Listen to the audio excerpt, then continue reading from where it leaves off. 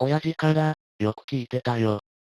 うちで作った味噌や醤油や、里でしか買えないものを、よく届けに行ってたって。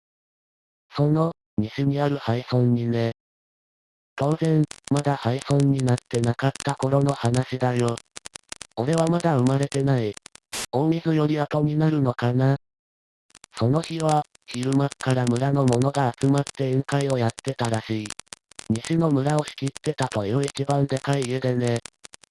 仕事のついでに誘われてちょっと一杯付き合ったとさ。ああ、西の村に味噌や醤油を届けてたのは親父だけだったから、顔なじみが多かった。その家とも、その家に、若旦那ってやつがいたんだって。その家の当主だね、その頃の。親父が言うには、こいつは嫌な奴じゃなかったんだが、自慢癖がひどい。酒に酔うといっつも同じ自慢話をしていた。不思議な箱の話を。なんでも、父親が、その若旦那のね、山の中で出会った何者かにもらった箱で、その箱がお前の家にある限り、お前の望みは何でも叶う。実際それまでは小さな家に住んで、小さな畑を耕して細々と過ごしてたのが、箱を手に入れてから、何をやってもうまくいって、畑も家も一気に大きくなった。その家は、村長でも領主でもなかったというんだ。でも西の村にあった畑や田んぼのほとんどは、その家が持ち主だったって。あとこうも言われたって。その箱は絶対に開けるな。もし開けた時、お前が手に入れたものは全部返してもらう。何度も聞いた話だからって、親父は適当に切り上げて、他の家に味噌を届けに行ったよ。味噌を届け終えて、里に帰る前に挨拶でもしておこうと、その家に戻ったら、何かおかしい。一緒に宴会をしてた村の奴らや、その家の使用人たちが外で騒いでる。若旦那と、その嫁と、娘が、急に消えた。家の中も、庭も、家の周りも、どこを探してもいない。若旦那が酔いつぶれて寝ちゃってる間に、村の奴らが好奇心から箱を開けた、と言うんだ。若旦那のこと、気に入らなかったのもあったんだろうな。若旦那たちが消えた、と思ったら、父親が、若旦那のね、いきなり家から出てきた。何年か、十何年か、家の奥に引きこもって、誰の前にも姿を現さなかったというその父親が、山へ向かって歩いていった。みんなわけがわからないって顔をしてたって。親父はいつまでもそこにいるわけにもいかないから里に戻った。その後もしばらくは、西の村へ味噌を届けに行ってたりもしてたけど、その家以外にね。でも西の村もある日いきなり災害にあって、誰も住めなくなったってな。って子供の頃親父によく聞かされてたな。正直全然信じてなかったよ。俺を怖がらせて楽しんでるだけだと思ってた。でも、親父が死んだ後、親父の残していった大福帳をいろいろ見てたんだよ。どの家にどれだけの味噌や醤油や、その他いろいろを届けたのか全部記録されてる。そうすると当然、西の村やその家との取引の記録もあったんだ。その家との取引が、ある日からいきなりなくなってる。西の村の他の家との記録はあるのに、その家だけなくなっていた。そのある日ってのが、箱を開けてしまった日なのかな。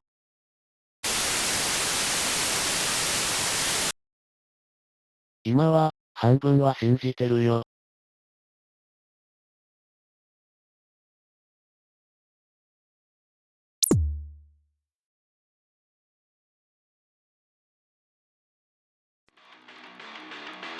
てなわけなんですけど、ひじりさん的にはこれ、どう見ます？なかなかきな臭い話だと思いませんか？もちろん、これだけで終わらせる私じゃありません。追加取材で、かなりヤバい事実を掴んじゃいました。その西の村は、50年前のあの大水では、何の被害も受けなかったんですよ。家も田畑も全く、無傷でした。この周辺の村では、里ほどではない店よ多少の被害は出ていたのですけどね。大水がその村だけを避けていたようにですか？はい、この村では、ちょっとの雨さえも降ってなかった、といいう証言もあります。避けていた、というよりは何かに守られていた。って表現の方が合ってるかもですよね。興味深い話です。でしょ、しかも、話はこれだけじゃないんですよ。この村、大水の数年後にあっけなく廃村になっちゃうんですけど、その原因がまた不可解で、ある晴れた日、突如どこからか流れ込んできた水と土砂が、この西の村を飲み込んでしまいます。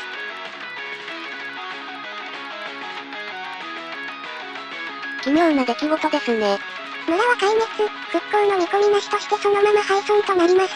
生き延びた人々は、周辺の村や人里に移り住みました。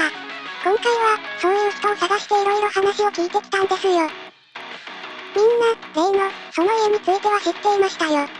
村にあった田んぼや畑のほぼ全てはその家が持ち主だったみたいですね。その家ももともとはよくある小さな農家だったんだけど、ある時から急に羽振りが良くなって、大きな家を建てて、周りの田畑も買い漁り、ついには村を仕切るまでになりました。なぜ急に羽振りが良くなったのか、それは誰にもわからなかったみたいですね。箱が関係しているのですか？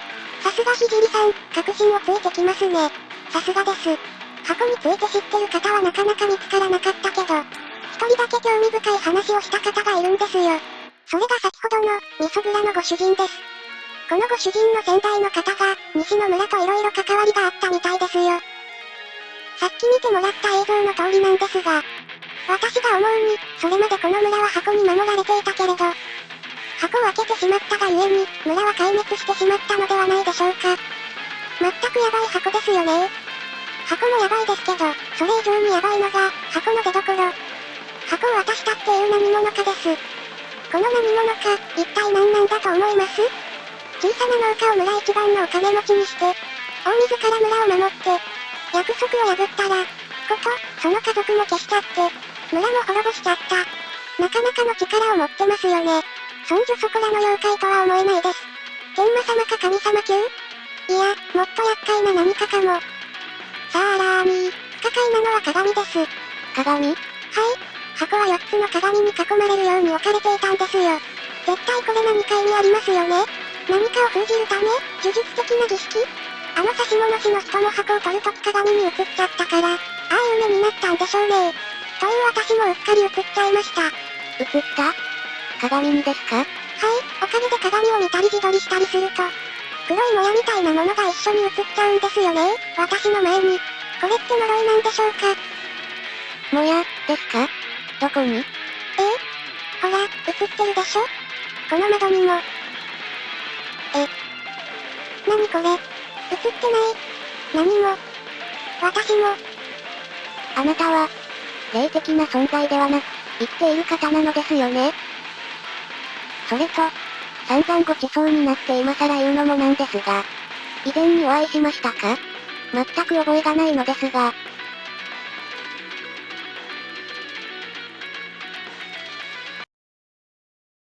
とりあえず検査は、こんなものね。はい。っていうか、なんですか今の検査は。見たことのない機械ばかりでしたけど。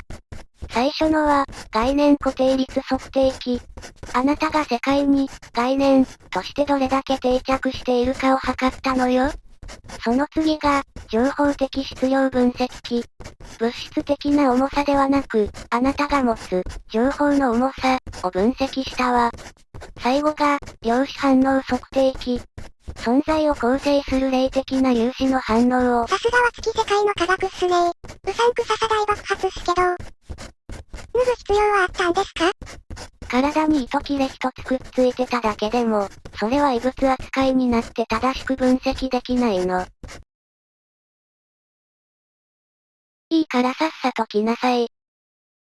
どうでした？私、生きてますよね？生きてるわ。脈拍、血圧、体温、どれも正常。生体反応に異常は見られない。あなたは間違いなく、ここに、生きている。お墨付きいただきました。これで死亡説は否定できますね。ただ、あなたの存在情報が、ひどく不安定になっている。物質的には明らかにそこにいるはずなのに、情報的にはいるのかいないのか、曖昧な状態になってるわ。世界への定着率もかなり低い。このまま数値が下がれば存在そのものがどうなるか。あなたに現れている症状、人に忘れられる。窓や鏡に映らない、は、この影響でしょうね。これがあなたにかけられた呪いってこと？うちじゃ呪いやたたりは請け負ってないのよ。サンプルとしては非常に興味深いんだけど。サンプルですか？なかなかお目にかかれない特ダネですよね、これは。それで、矢心先生もやっぱり、私のこと、忘れちゃってますか？以前、ここに入院してたり、差し戻しの人間をここに連れてきたり。差し戻し？ああ、あの変な影が映った男ね、覚えてるわ。今は薬を服用しながら元の生活に戻ってもらったけど、誰がここまで連れてきたのかが全く思い出せないのよ。あなただったの？そうなんです。私だったんです。やっぱり覚えてないんですか？あれ？でもその人間のことは覚えてる？変ですね。その人も私と同じような呪いにかかってるんじゃ。あなた、何をしたの？曰く付きの場所にでも行った？西の村、西の廃村に、行きました。そこで、変なものに触った？口にした？そこにあった箱と、鏡に映ったのがまずかったのかと思うんですよね。箱と鏡。厄介なことに関わったのね。それがカラス天狗の差がなのかしら。面目ありません。箱に触ったり鏡に映ったのは、あなたとあの人間だけ？鏡に映ったのは私とあの人間だけだと思うんですけど、箱に触ったのはもっといるんじゃないですか？お寺の人たちが。お寺ね。全員呪われてないといいんだけど。でもひじりさんたちのことは忘れてないし、写真にも窓にも映りましたよ。そう。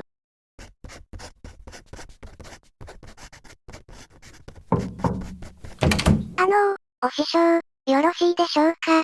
里に持っていくお薬の件で。うどんへ。まだ診察中よ。後にして。ああ。申し訳ありません。失礼します。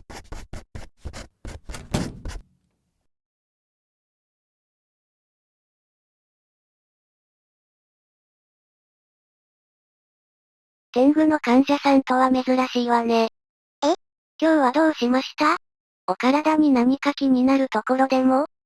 矢心先生。お名前は？種族はカラス天狗でいいのよね。何これ？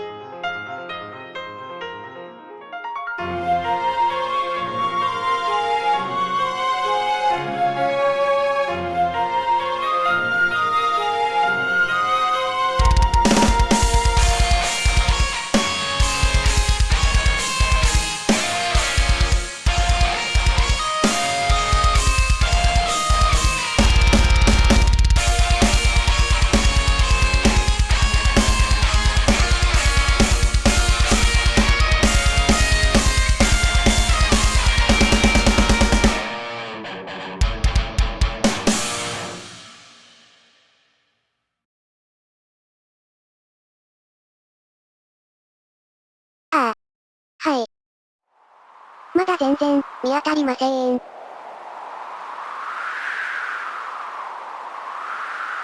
あるはずだと思うんですよ。